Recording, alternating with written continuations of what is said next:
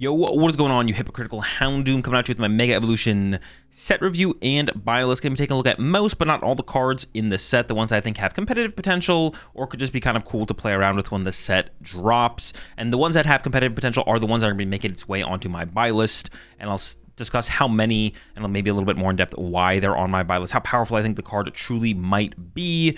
And it's not about just on set release though. Like when Mega Evolution the set drops, anything that's on my buy list I don't think is going to be immediately competitively viable. Some stuff more likely than others, but I think in the future it has that potential. Of course, the cards from the Mega Evolution set and every set in the standard format have a 3-year lifespan before they rotate, so that's quite a bit of time for things to become good. So I'm kind of judging them more based on just how good do I think they are as a Pokemon card up against the relative power level of what we've been seeing lately in the standard format be successful. Before we jump into that, we've got to give a big shout out to the Card Coliseum, as always, for sponsoring the channel. If you all ever need any sealed products or singles, the Card Coliseum has got you covered. Check them out over at pkmncoliseum.com, and code AZULGG will get you a discount over there as well. So starting up first with that Mega Venusaur line. Mega Venusaur did not make its way onto my buy list. I don't think Mega Venusaur quite has what it takes. I think it could be a cool deck to play around with though. I'll definitely be trying it out when the set drops for sure. It's got 380 HP, which is a lot of HP. It is a stage 2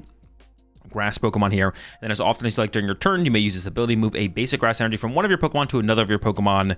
And then for grass, it does 240 damage, heal 30 damage from this Pokemon. So there's a lot of different ways you could play this card. There's a couple other grass Pokemon we'll talk about in a grass stadium that are definitely very supportive for this card. Overall, though, I feel like the damage is a little bit weak. The ability is good, of course, but not strong enough to actually make it onto my buy list for this card. Like I said, definitely going to be trying this card out nonetheless. Gonna be fun to play around with. I mean, you put a Hero Escape on this thing, it's got 480 HP. There's a healing card that's coming out in the set that could combo with it as well. Definitely has some different ways to play it, but I don't think is competitively viable. Moving on to a card that I do think has competitive potential is the Meganium here with that Wild Growth ability. This is a card you could combo with that Mega Venusaur EX. Each basic grass energy attached to your Pokemon provides 2 grass energy. You can't apply more than 1 Wild Growth ability at a time. And then for grass, Colorless, it is 140 damage. But of course, it's all about that ability, a super powerful ability. It's not energy acceleration per se, but it kind of might as well be energy acceleration in a different way, I guess is how you could put it. But yeah, doubling the energy of all of your basic grass energy in play is pretty powerful. And of course, there's the Chikorita here and the Bayleef. Nothing to write home about as far as these go. And we got the push down here from the Bayleef, 50 damage for a grass and a colorless, 50 damage. Switch your opponent's active Pokemon to the bench. Yeah, nothing crazy. Like I said, it could be a combo with the Mega Venusaur, but I don't think those two cards in combination with each other, despite the stadium that we get as well in this set, is going to be enough to put Mega Venusaur over the top. But I do have high hopes for Meganium in the future. So I did add it to my buy list as a 4/4/4 line on there. Up next, we got the Shuckle here with the ability once during your turn. If this Pokemon has any grass energy attached, you may use this ability to heal 30 damage from one of your Pokemon. And then roll off for grass colorless does 30. It's got 80 HP, so you can't buddy pop him for it, but that ability is decent. This is one of those cards where if it does ever get included in a competitive deck, it would be like a tech for a specific matchup where your opponent just about 2-hit KOs your active Pokemon, and this 30 damage heal would put them out of range. So I could definitely see this being included in a deck in the future as a tech card. So it made its way into my buy list as a 2 of. Up next, we have the Celebi here, which also made its way to the buy list as a 2 of, because its first attack here is super, super powerful. For a grass energy time travel, search your deck for 3 in any combination of grass Pokemon and stadiums, reveal them and put them into your hand, then shuffle your deck. It does have 80 HP, so you can't buddy pop them for it. And I'm just going to go ahead and skip down to the stadium here for anyone who is unaware of it. Lush Forest, of course, it's made its way into the buy list as a 4 of. Each player's grass Pokemon can evolve into another grass Pokemon during the turn they play those Pokemon. Players can't evolve a Pokemon during their first turn.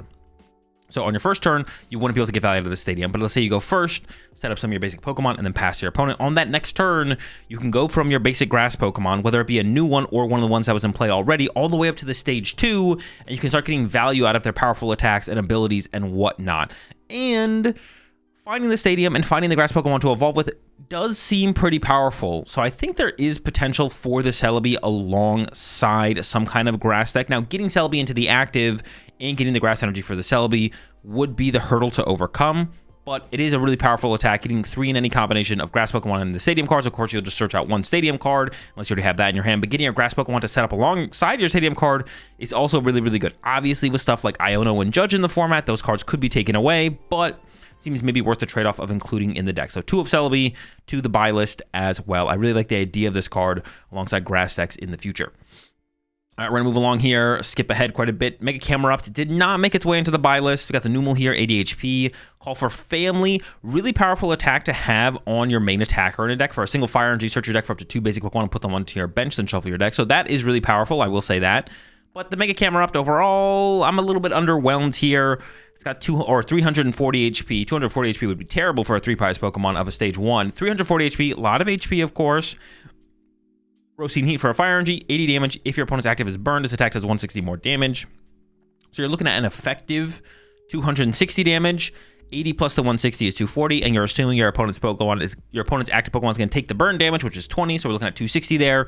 And then for Fire Triple Colorless, Volcano, Meteor, 280, discard 2 energy from this Pokemon. So the second attack is only doing effectively 20 damage more as long as we can burn our opponent's active Pokemon for 3 more energy. So it's really all about that first attack from the Mega Camerupt, but that damage is coming up short on KOing big Pokemon like the Stage 2 Megas and even just the Stage 2 EX Pokemon like Dragapults and Gardevoirs and stuff like that. So yeah, I think this card is overall a little underwhelming.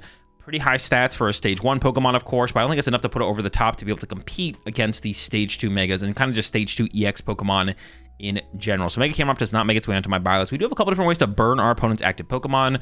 Got a Volcarona in the format right now, Stage 1. Discard like a Fire Energy from your hand, I believe. Then your opponent's active is now burned, stuff like that. There's Volcanion EX as well. When it's in the active, you can burn your opponent's active Pokemon, but all that requires like a lot more involved to get there. I think the Volcarona probably makes the most sense overall, to be honest. But not blown away by this one. It does not make its way into my buy list. Up next we have, nope, not the Pyroar, excuse me. We're moving along. Cinderace here did make its way onto, or did not make its way onto my buy list. I don't think the Cinderace has potential. I can't come up with a card that this would be worth playing in. It does have a really cool ability though. If this Pokemon is in your hand when you're setting up to play, you may put it face down as your active Pokemon. And then for a single Colorless Energy, it does 50 damage and search your deck for up to 3 basic energy cards and put them onto your bench Pokemon any way you like. So super powerful ability, super powerful attack. But the ability and the consistency of that is not consistent. Yeah, the consistency of it is inconsistent. Now, we have seen cards like this in the past be successful. The number one that comes to mind was Talonflame that was played alongside Greninja Break. The Talonflame had an attack that did 40 damage for a Colorless Energy. You search your deck for any 2 cards. I believe it had 130 HP. And that was really good to help you set up towards your Greninjas. But I think the best way to play Greninja at the end of the day ended up being builds not including the Talonflame. The Talonflame was cool, but wasn't actually worth the trade-off. It might have been the best way to play it when it got second at Worlds. But after that, I think the better way to play the Greninja deck moving forward from there was without Talonflame. Talonflame build was cool. Cinderace as a Pokemon is cool. The ability, the attack is strong, but I just don't see it ever lining up where this would actually be a competitive card actually played in a deck, because the consistency of it is just so not consistent. It's so inconsistent. Maybe the one way I could see it being played is if you actually ran Score Bunnies. So it's kind of like a mix. You maybe played like 2 Scorbunny, 4 Cinderace, and then whatever Pokemon you were setting up, because that also is part of this. Like, you're not using Cinderace to set up another Cinderace, because Cinderace kind of sucks. You want to use Cinderace to set up something else. The question is just, what do you set up? I guess you could theoretically play this with Cinderace EX, but Cinderace EX isn't very good, so that still just wouldn't be very good, to be honest.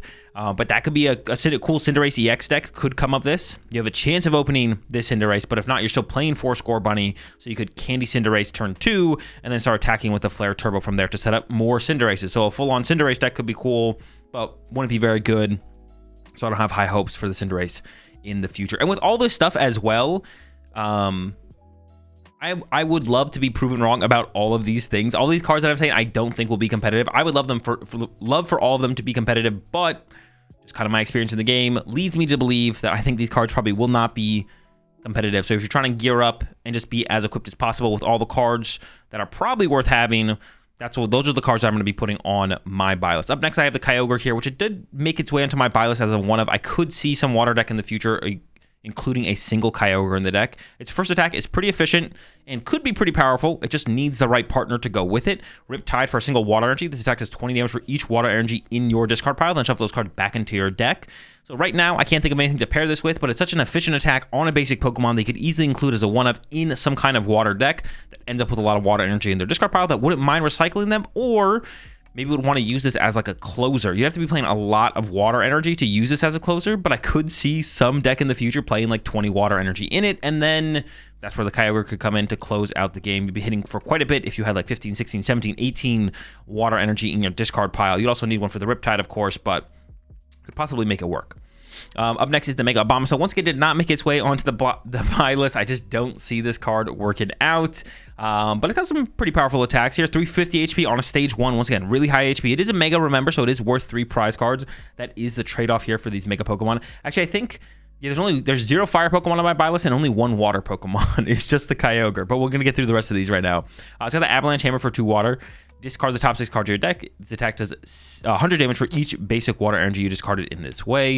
And then for water, Frost Barrier, 200 damage to your opponent's next turn. This Pokemon takes 30 less damage from attack. So nothing crazy. Obviously, if you can stack your top deck well enough, you could be hitting for 400 plus damage, which 1-hit KOs everything in the format. That's kind of cool theoretically, but stacking your deck in that way when there's hand disruption cards in the format like Iono just does not seem reasonable and consistent at all. So cool meme deck possibly, but not quite competitive. Up next, we do have the Magnezone here. Also, this Magnemite as well. Magnemite did make its way onto my buy list as a 2-of, because the current Magneton in format is pretty good. The one that discards itself and accelerates 3 lightning energy into play. It's not in any like super powerful meta decks right now. Like Miraidon is not like a tier 1, tier 2 meta deck, but 70 HP Magnemite is different from the other Magnemites we have in format. So 2 Magnemite onto the buy list. Maybe you just want a 70 HP Magnemite. That's kind of cool. And then the Magnezone also made its way into my buy list as something you could include in a Magneton deck to have an alternate attacker that is a non-EX Pokemon. This could be useful in something like a Miraidon deck in the future or something like that to have another option for an attacker. Despite usually wanting to use Magneton's ability, it might be more worth it to evolve into a Magnezone and then use the attacks of Upper Spark for a single lightning energy. Does 50 if this Pokemon evolved from Magneton during the turn. This attack does 120 more damage. We're looking at 170 there. And then Lightning, Flashing Bolt for 160. This Pokemon can't use Flashing Bolt during your next turn. So fairly decent attacks when you're looking for a non-EX 1 prize Pokemon to be attacking with to maybe get through stuff like Crustle or Cornerstones or whatever it might be. This could fill that void for a Miraidon deck or some other Lightning deck in the future that is using Magneton already. Up next, we got the Mega Manetric, which did make its way into my buy list. This is the first Mega on my buy list. I think it actually might be the first Mega on my buy list. So 4/4 Magneton on the buy list. The Electrike here, 70 HP, so you can Buddy Pop for it, of course. Thunder Jolt for a single lightning does 30. Also does 10 damage to itself, but that does KO Badoo, Cleffa, stuff like that, which is cool. Mega Manetric EX, 330 HP on that stage 1 Mega Pokemon.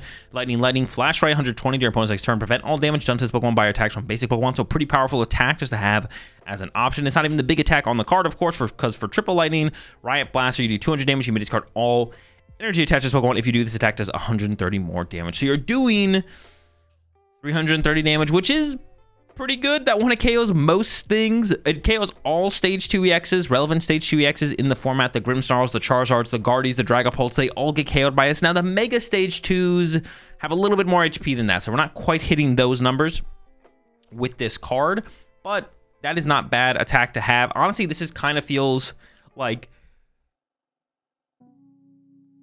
this kind of feels like an attack that maybe a Miraidon deck has been missing. It's just an aggressive 1-hit KO potential attack. We used to have that with the Raichu V. We no longer have that. Zekrom kind of fills that void a little bit, but it does require your opponent to have drawn some prize cards, and maybe you even popping a Magneton to help your opponent draw some more prize cards. This just neutrally hits for 330 damage, which is just kind of cool. So I got some hope for the Mega Manetric here. 4/4 on the buy list. Up next, we got the Alakazam line here, which is a really cool line. I'm actually really excited to play just like a straight up Alakazam deck, but it did not make its way into the buy list. We got the Abra here, teleportation attack for a Psychic Switch Pokemon with one of your bench Pokemon. Then we got the Kadabra here, and the Alakazam has like it can be an attacker, but its abilities make it kind of more like a draw engine more so than anything. Psychic Draw on the Kadabra. When you play this Pokemon from your hand to evolve one of your Pokemon during your turn, you may draw 2 cards. And then Alakazam is the same ability, but it draws 3 cards. And then Power Hand or Hand Power for a Psychic. Put 2 damage counters on your opponent's active Pokemon for each card in your hand. So decent draw engine ability, decent attack, especially when you're drawing that many cards. As a deck by itself, I think it's not great, but it could be a cool meme deck. Like I said, I'm excited to just kind of try this as like an Alakazam deck. I think that'll just be kind of cool to play. But it's not a great draw engine. There's way better options, or it might just be better to not play a draw engine and just play more good cards that you want to see. So Alakazam does not make its way onto the buy list overall, but I am excited to play the card myself. Up next, we got the Mega Gardevoir line. New Ralts here with collect for draw a card. 4 Ralts. It's a 4-4. They had a 4-4-4, 4-4-3 to the buy list because you probably aren't going to need 3 Mega Gardevoir in your Gardevoir EX deck when Mega Gardevoir EX releases. But once rotation hits, we don't have Gardevoir EX anymore, but we still have Mega Gardevoir EX, and it's probably still going to be a pretty decent deck overall. It might not be as good as Mega Gardevoir EX was, or as Gardevoir EX was, but I'm sure it'll have its moment. So Ralts, draw a card for collect, pretty good. And then for Kirlia on the buy list as well, it's got that call a sign for a Psychic Energy. Search your deck for up to 3 in a combination of Pokemon, or up to 3 Pokemon. Reveal them and put them in your hand, then shuffle your deck. So pretty powerful attacking option. You don't want to be using call sign on the second turn. You'd probably rather Candy Gardevoir EX if you didn't TM Evo into the Kirlia and then evolve it to Gardevoir EX. But if you got nothing better to do, hit them with a call sign, set up, and attack on the next turn. It's not like the end of the world. And of course, the Mega Gardevoir EX, 360 HP. Stage 2, of course, overflowing wishes for a Psychic. For each of your bench Pokemon, search your deck for a basic Psychic Energy card and attach it to that Pokemon, then shuffle your deck, which sets you up very well for your Mega Symphony attack for a single Psychic Energy. This attack does 50 damage for each Psychic Energy attached to all of your Pokemon. So if you got a full bench, you use overflowing wishes, everyone gets an energy, then you attack, you're doing 300 damage plus all the other energy you've attached up into play at that point. You know, you're one-hit killing basically everything. And even further, on release, before Gardevoir EX rotates, you can include this as like a 1 of, maybe 2 of, but probably just a 1 of into your Gardevoir EX deck as just like a powerful one-hit KO option. And then, of course, the Gardevoir EX can supply all of your Psychic Energy to all of your Pokemon to use Mega Symphonia to basically one-hit KO anything in the format. So yeah, pretty strong card. Definitely. Like I said, on the buy list, I put a 4-3-3 or a 4-4-3 Mega Gardevoir EX, but on release, you're probably going to be using 1 of these, maybe 2 in a Gardevoir EX deck, but then after rotation hits, we lose Gardevoir EX, and Mega Gardevoir still might be its own deck floating around. Next, I got the Grumpig here. It didn't make its way into the buy list, but I do think it has a cool ability. Once in your turn, when you place Pokemon from your hand to evolve one of your Pokemon, may use this ability to look at the top 4 cards of your deck and attach any number of basic Psychic Energy cards you find there, or any number of basic energy cards, you find there to your Pokemon in any way you like. Shuffle the other cards back into your deck. So decent ability. We've seen this before on some bird Pokemon. I forget what the bird's name was, but it basically had the exact same ability. We had Scoop Up Net at the time, so you could play with that. Wasn't great. I don't think it's going to be any different only looking at the top 4 cards of your deck, even though you can recycle it with an item card that's coming out in the set that we'll talk about later. I don't think that's enough to make Grumpig competitively viable, but could definitely create some cool meme decks out of it, some more for fun decks than competitive decks out of it for sure. Up next, we got Gimmighoul with the slap for 10. And this did not make its way onto my buy list because I think every other Gimmighoul is just better than this Gimmighoul. So yeah, Gimmighoul with slap, 10 damage, does not make its way onto the buy list. Every other Gimmighoul is better. Tyrogue did make its way into my buy list as a 1 of. It's got that Bam Bam Smash. Flip a coin to the Tails attack, does 30 more damage for each heads, and it does 10 damage. This actually doesn't seem terrible.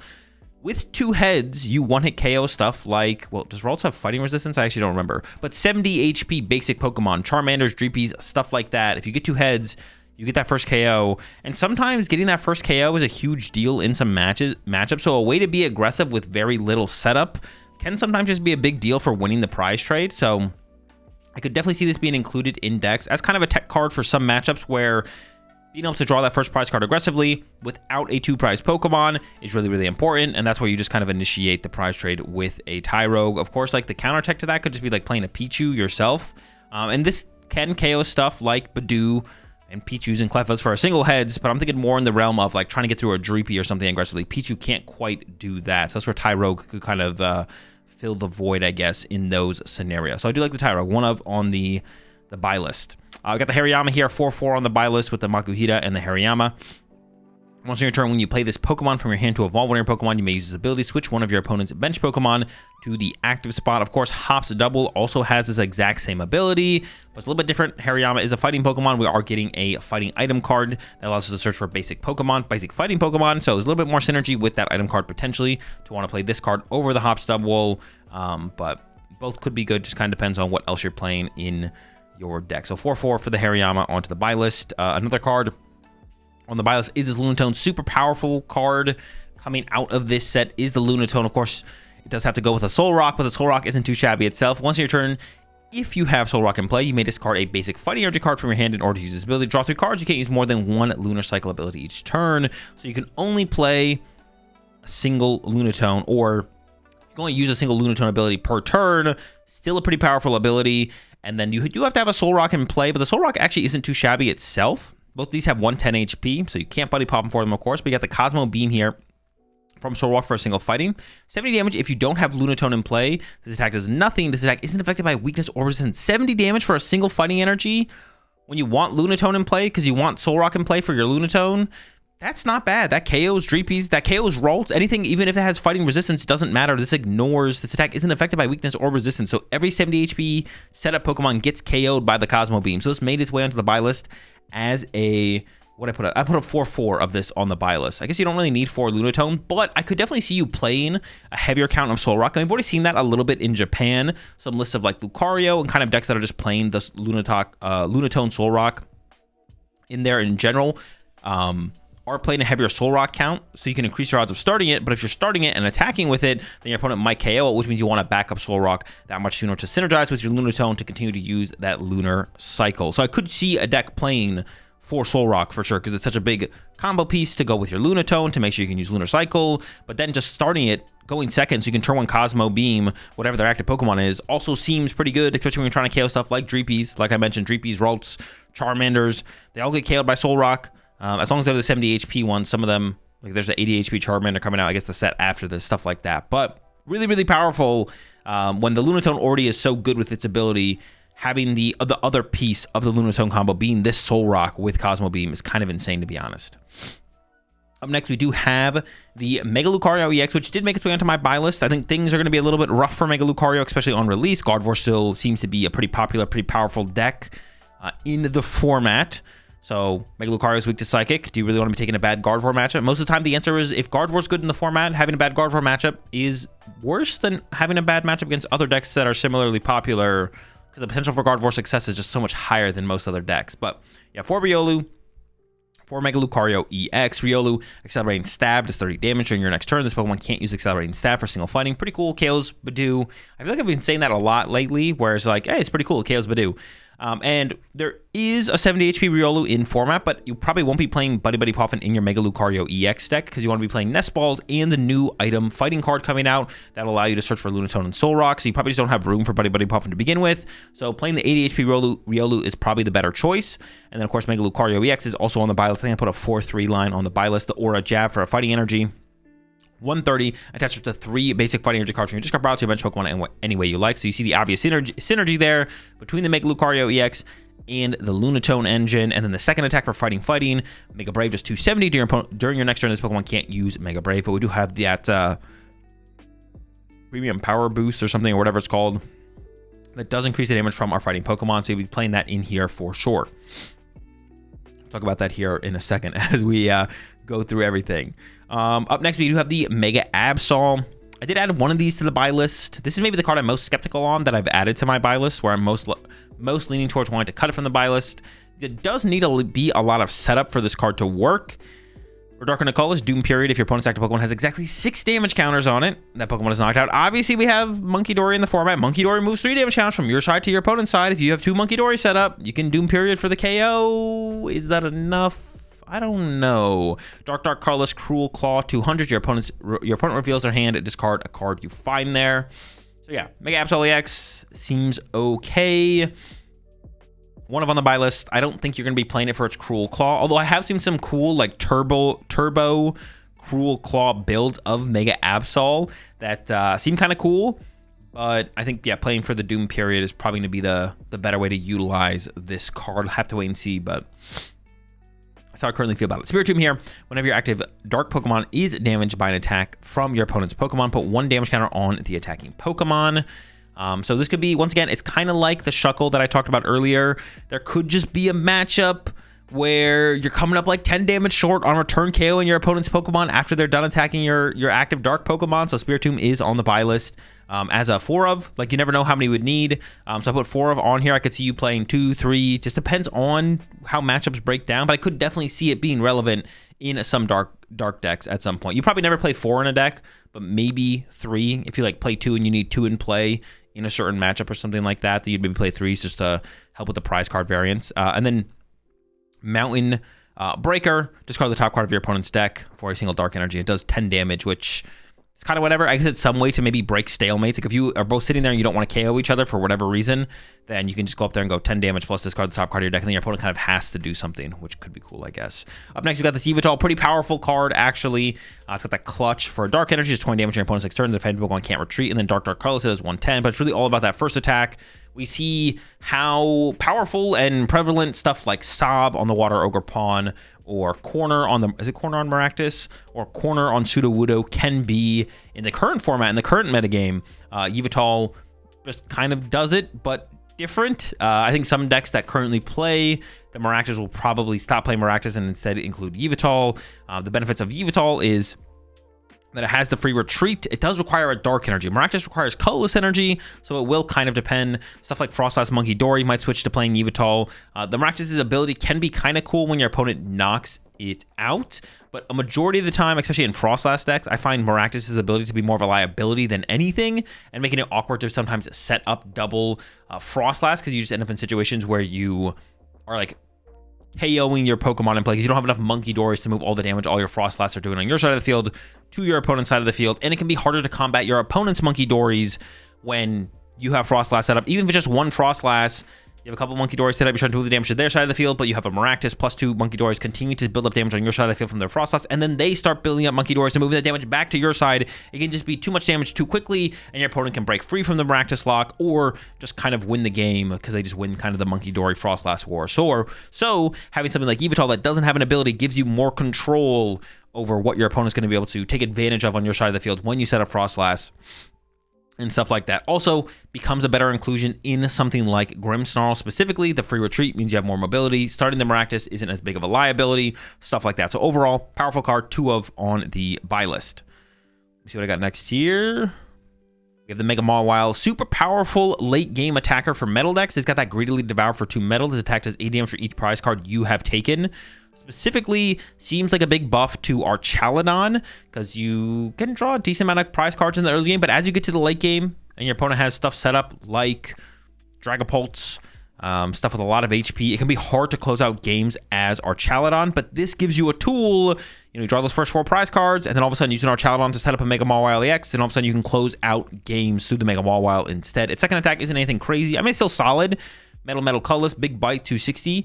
If your opponent's active Pokemon already has any damage counters on it before this attack does damage, this attack does 30 damage instead. So this could be cool for the early game for something like an Archaladon deck to get through stuff like Raging Bolts, right? Because Archaladon hits for 220, Raging Ball has 240 HP. People have already tried to remedy those situations with other cards in the past, but this could be a smoother way to kind of get through those initial prize cards. Of course, Mega Mawile is worth 3 prize cards, so that could throw off your prize trade if your opponent takes the first 1 prize knockout with a Raging Bolt, and then you respond with a Mega Mawile to KO Raging Bolt. They can just be like, okay, cool, attack with Raging Bolt, draw 3 prize cards, they go 1, 3, 2, and they win the game in 3 attacks before you get to anyways. So best probably as a late game attacker with the first attack, but it's not dead in the water. If you start it, you have the big bite to be able to work with and actually do something instead of getting stuck with this and just losing the game because of that.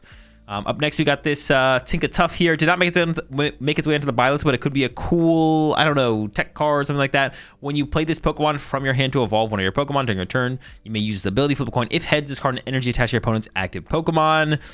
Is it competitive? Probably not. Is it funny? It's a little bit funny. 4 Crushing Hammer, 4 Tinkatuff. I don't know. There could be something there, I guess.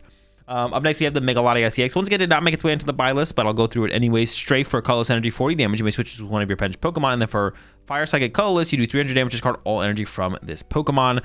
Then you have this Latios that I'll mention before I finish talking about the Mega Latias. Once in your turn, when your Mega Latias moves from your bench to the active spot, you may use the ability to move any amount of energy from your bench Pokemon to your active Pokemon. So you can build up energy and play on your bench in some way, and then have the Latios on your bench, have the Mega Latios on your bench, and then retreat your active into the Mega Latios, and then use the ability of the Mega Latios to move the energy to the Latios, and then use the Impulse here for 300 damage, which is a lot of damage. It doesn't quite one-hit KO Stage 2 EXs or Mega Pokemon of Stage 1 or Stage 2, so it's coming up really short on those numbers. Overall, I'm not a huge fan of the Mega Latios EX. Maximum Belt would solve some of its problems, but yeah, not blown away by it. I've seen some people talk about it as like a closer in Dragapult decks, which is maybe where it fits best, because you would have to play both of these cards in Dragapult, have a Dragapult set up, not be able to close out the game with Dragapult, and then, you know, be like too afraid to like Iona them to like low and make your comeback that way.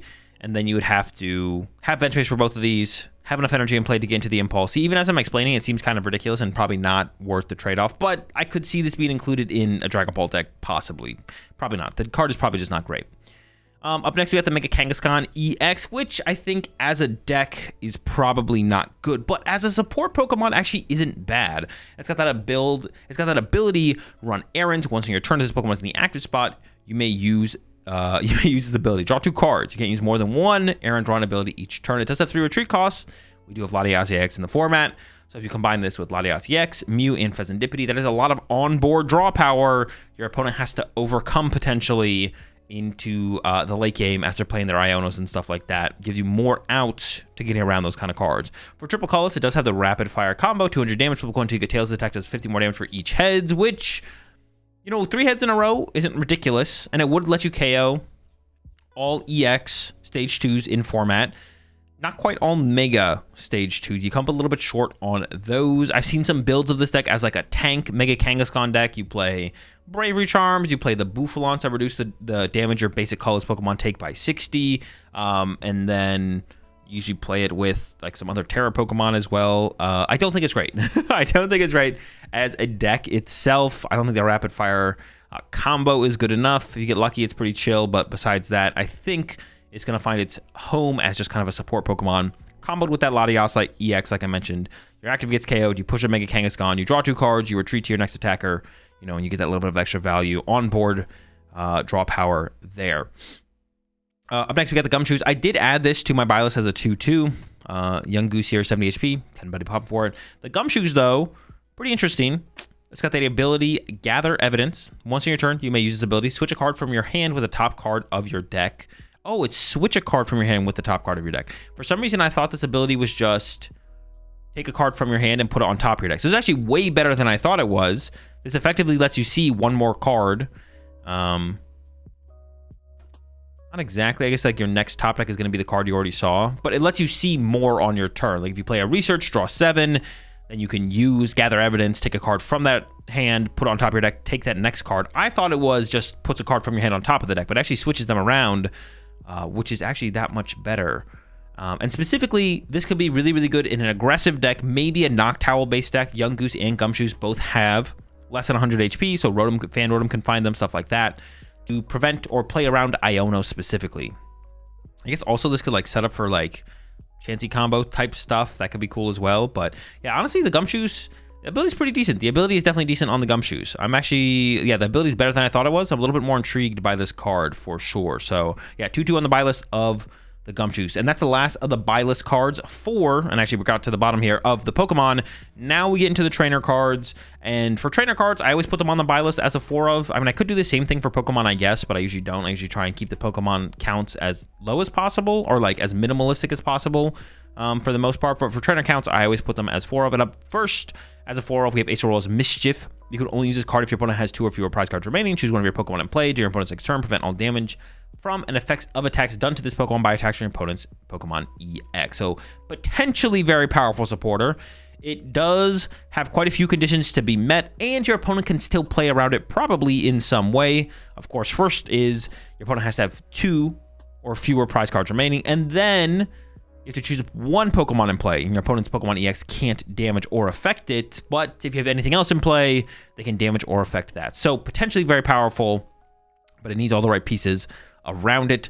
Boss's Orders, of course, gets the reprint here. Unfortunately.